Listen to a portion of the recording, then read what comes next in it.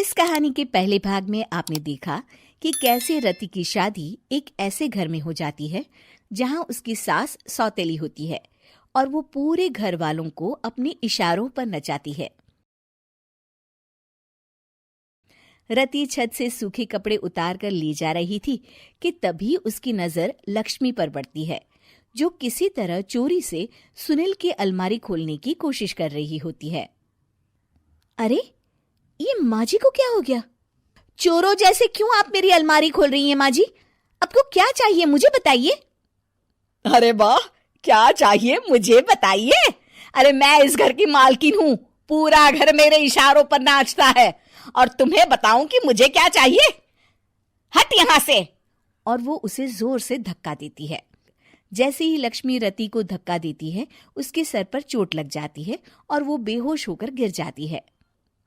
रति के आसपास पूरा परिवार खड़ा रहता है। डॉक्टर जैसे ही उसे देखकर जाता है, रति को होश आता है। अरे बेटा, तुम दूर क्यों खड़े हो? मेरे पास आओ, मैं तुम्हारी माँ हूँ, कमला।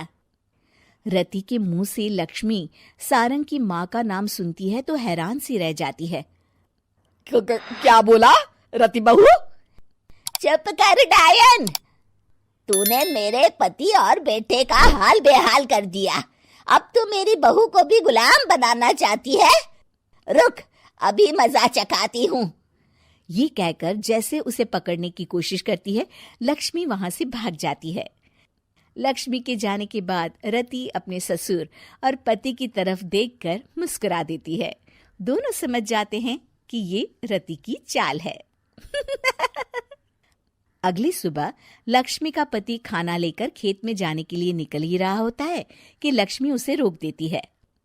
अरे कहाँ चल दिए खाना लेकर? आज घर का काम कौन करेगा? तभी पीछे से रति आ जाती है और जोर से चिल्लाती है। कौन इनको काम पर जाने से रोक रहा है? मैं अभी उसे मजा चखाती हूँ। जैसे ही रति लक्ष्मी की तरफ बढ़ती है, लक्ष्मी घबरा जाती है। मैं तो मजाक कर रही थी बहन। आखिर मैं कौन होती हूँ रोकने वाली? मैं तो बस ये पूछ रही थी कि घर का काम कौन करेगा। कौन क्या? तू करेगी। चल उठा झाड़ू और शुरू हो जा। लक्ष्मी पूरे घर में झाड़ू पोछा लगा रही होती है कि अचानक सामने सारंग खड़ा हो जाता है। अच्छा माँ, मैं काम पर जा रहा हूँ। रति के मामा की फैक्ट्री है, मैं वहां आज से मैनेजर के तौर पर काम करूंगा। सैलरी भी अच्छी है। अरे सारंग, तुझे क्या जरूरत पड़ गई काम करने की? और बेटा तू बाहर काम करेगा तो इस बड़े से घर को मैं कैसे संभालूंगी?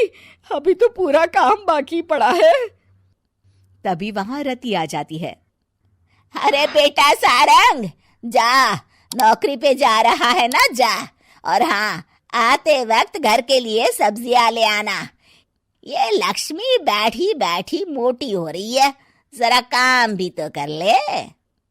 सारंग के जाने के बाद, अच्छा लक्ष्मी, सुन जरा यहाँ।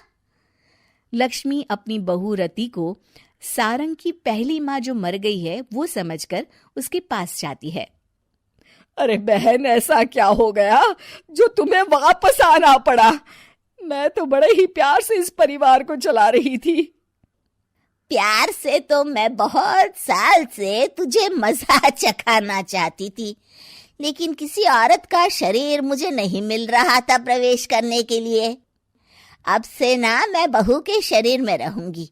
और हाँ, तूने कोई भी चालाकी दिखाई या मेरे घर के लोगों को परेशान करने की कोशिश की तो तेरा गला दबा दूंगी। लक्ष्मी रति के मुंह से ये सुनकर डर जाती है और शाम को अपने बेटे और पति के सामने जाकर कहती है, तुम दोनों मुझे माफ कर दो। मैं अब तुम दोनों को कभी परेशान नहीं करूंगी। और बहू, तुम मेरी बेटी की तरह हो, बस अब बेटी की तरह ही बनकर रहना। लक्ष्मी उन लोगों को इतना कहकर वहां से चली जाती है और उसके जाने के बाद तीनों एक दूसरे की तरफ देखकर हंस देते हैं।